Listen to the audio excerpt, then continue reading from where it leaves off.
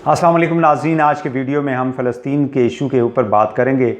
पिछले पीर से लेकर अभी तक अल जज़ीरा के मुताबिक 188 फ़लस्तीनियों को, जिसमें बच्चे, ख़वातीन और बूढ़े शामिल हैं, उनको शहीद कर दिया गया है।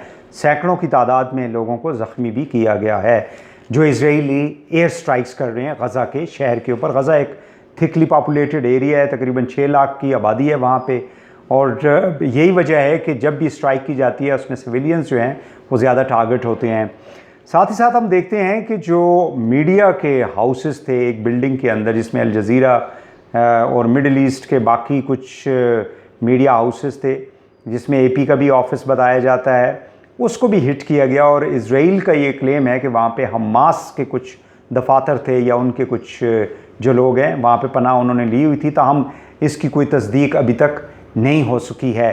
सो इसका मतलब ये हुआ कि एक तरफ तो सिविलियंस और ह्यूमन राइट्स की वायलेशन की जा रही है और दूसरी तरफ मीडिया के ऊपर अटैक किया जा रहा है इजराइल की जानिब से।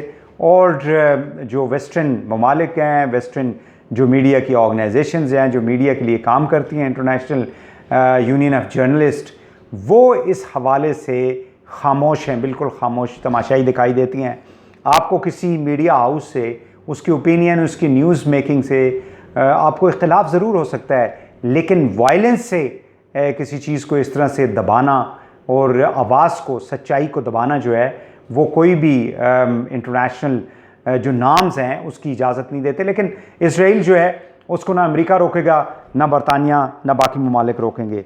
आज सऊदी अरब के जो वज़ीर ख़ारजा हैं उन्होंने एक कॉन्फ्रेंस के दौरान कंडेम किया है, और ये कंडेमनेशन मुस्लिम ममालिक से हम देख रहे हैं पिछले चंद रोज़ से।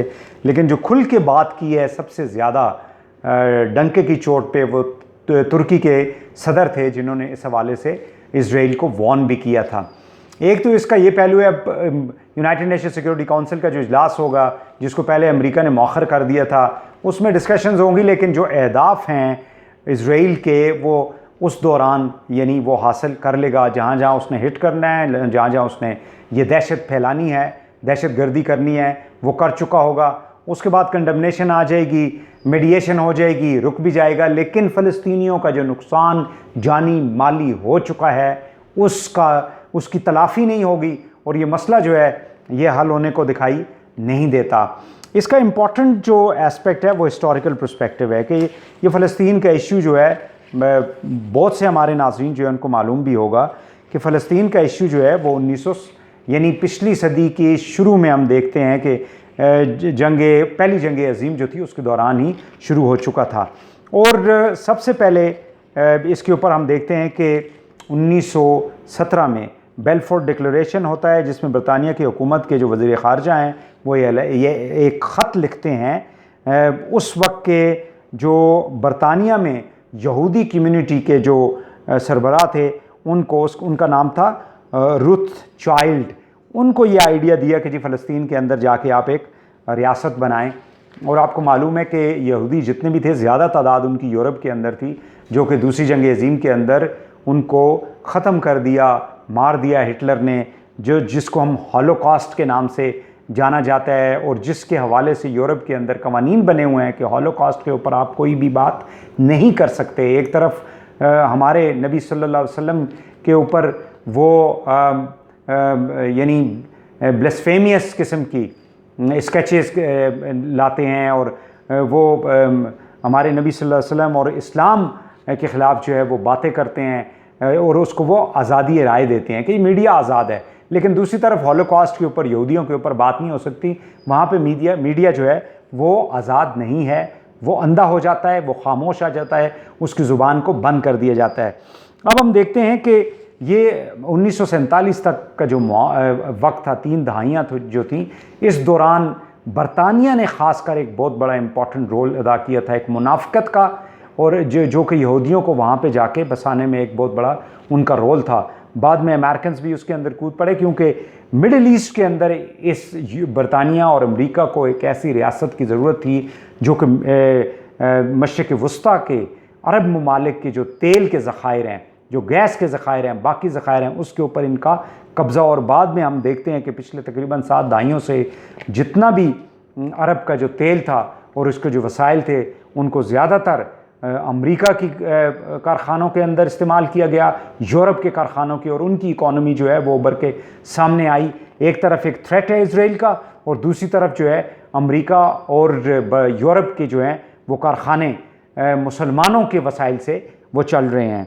अब इसमें जो बुनियादी जो बात है वो ये है कि जब 1939 के अंदर बरतानिया के कुछ वज़रा ने भी ये कहा था कि हमने तो फ़लस्तीनियों से पूछा ही नहीं कि क्या आपकी क्या राय है कि यहाँ पे हम यहूदियों को भेज रहे हैं, यहाँ की उनकी हम आबादकारी कर रहे हैं। 1947 के अंदर वहाँ पे एक रियासत कायम कर लेते हैं, कब्ज़ा करके फ़लस्तीनियों की जगहों के ऊपर। फिर 47 से लेकर 67 तक फिर हम देखते हैं कि एक्सपेंशन करते हैं। 6 दिन की अरब इसराइल जंग होती है, जिसमें शाम, उर्दन और मिस्र जो है वो भी शामिल होते हैं। लेकिन हम देखते हैं कि गज़ा के ऊपर कब्ज़ा कर लेता है इसराइल, और उसके बाद वेस्ट बैंक, यानी गज़ा की जो उसके ऊपर वेस्ट बैंक के ऊपर कब्ज़ा कर लेता है, और गोलान हाइट्स के ऊपर, यानी मिस्र से, उर्दन से और शाम से, तीनों जो ममालिक हैं, मुस्लिम ममालिक जो नेबर्स हैं, उनकी ज़मीनों के ऊपर कब्ज़ा करके अपनी एक्सपेंशन करके एक रियासत जो है, एक गैर कानूनी रियासत जो है वो कायम कर लेता है। अब आपका बैतुल मुक़द्दस है, जेरूसलम जिसको कहा जाता है, जिसको वो अपना कैपिटल बनाने की कोशिश कर रहा है इसराइल, और मुसलमान कहते हैं कि ये हमारा कैपिटल है। तल अवीव में वो अभी तक बैठे रहे हैं, लेकिन अब कहा यह जा रहा है कि वो शिफ्ट करना चाहते हैं अपने कैपिटल को भी जेरूसलम यानी बैतुल मुक़द्दस के अंदर। ये सारी सूरत हाल अगर आप देखें, उसके बाद हम 1993-95 के अंदर ओस्लो एकॉर्ड होता है, और कहा यह जाता है कि 2 रियासतें यहाँ पे कायम होंगी, लेकिन अभी तक ऐसा कुछ नहीं हुआ। और जो इजरायली हैं वो अपनी जो बिल्डिंग्स हैं, यानी एक्सपेंशन जो है वो मुसलसल किए जा रहे हैं और कब्ज़े किए जा रहे हैं। वहाँ पे जो मेन इश्यूज़ हैं इसराइल के अंदर, वो सबसे इम्पॉर्टेंट इशू फ़लस्तीनियों की रियासत का है। अब वहाँ पे 2 मुसलमानों के ग्रोह हैं। एक आप पैलेस्टाइनियन लिबरेशन ऑर्गेनाइजेशन है, जिसको यासर अराफात बड़े अरसे तक उसकी नुमाइंदगी करते रहे। उनकी डेथ के बाद महमूद अब्बास अब प्रेसिडेंट है वहाँ के। और दूसरी तरफ हमास है। अब ये दोनों मुसलमानों की एक वो ऑर्गेनाइजेशन, लेकिन मुसलमान आपस में फ़िरकावारियत की वजह से वहाँ पे आपको तकसीम दिखाई देते हैं। यानी हमास जो है वो ये कहता है कि हमने लड़ के अपनी जगह जो है वो वापस लेनी है, जबकि PLA का ये मौक़िफ़ है कि पीसफुल नेगोशिएशंस जो हैं उसके ज़रिए हम अपनी रियासत जो है उसको कायम करें। ये भी एक बहुत बड़ा फैक्टर है, पॉलिटिकल फैक्टर है वहाँ पे, जिसकी वजह से मुसलमान आपको फ़लस्तीन के अंदर इत्तेहाद उनके अंदर दिखाई नहीं देता। दूसरा फिर अरब दुनिया के अंदर जो तकसीम है, फिर कवाराना तकसीम आप उसको कह दें, स्ट्रेटिजिक तकसीम आप उसको कह दें, जिसकी बुनियाद के ऊपर ये जो अप्रोच है इसराइल के हवाले से मुसलमान ममालिक की मिडिल ईस्ट के अंदर, वो आपको वाज़े उसके अंदर एक तकसीम दिखाई देती है। और फिर उसके ऊपर आप आ जाएं अरब लीग के अंदर, वहाँ पे भी तकसीम है।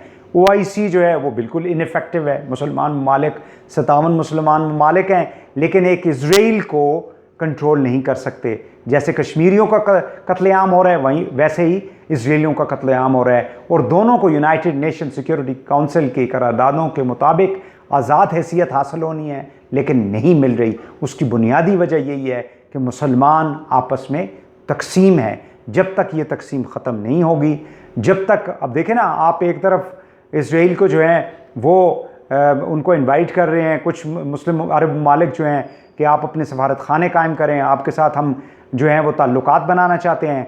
कुछ ममालिक जो हैं वो ये कहते हैं कि नहीं, जब तक फ़लस्तीन का मसला हल नहीं होता उनके साथ ताल्लुकात नहीं होने चाहिए। So this divide with in the Muslim world is one of the biggest reason, जिसकी बुनियाद के ऊपर फ़लस्तीनियों का जो हक़ है, उनकी जो आज़ादी है, उनकी जो बुनियादी पॉलिटिकल ह्यूमन राइट्स और इकनॉमिक जो राइट्स हैं, उनको वायलेट किया जा रहा है। और इस हवाले से तब तक दुनिया जो है, यानी अमेरिका, वर्ल्ड पावर्स जो हैं वो खड़े नहीं होंगे जब तक मुसलमान ममालिक इकट्ठे होकर इसके ऊपर यक आवाज़ होकर बात नहीं करते, ताकि फ़लस्तीनियों को एक आज़ाद रियासत जो है वो हासिल हो।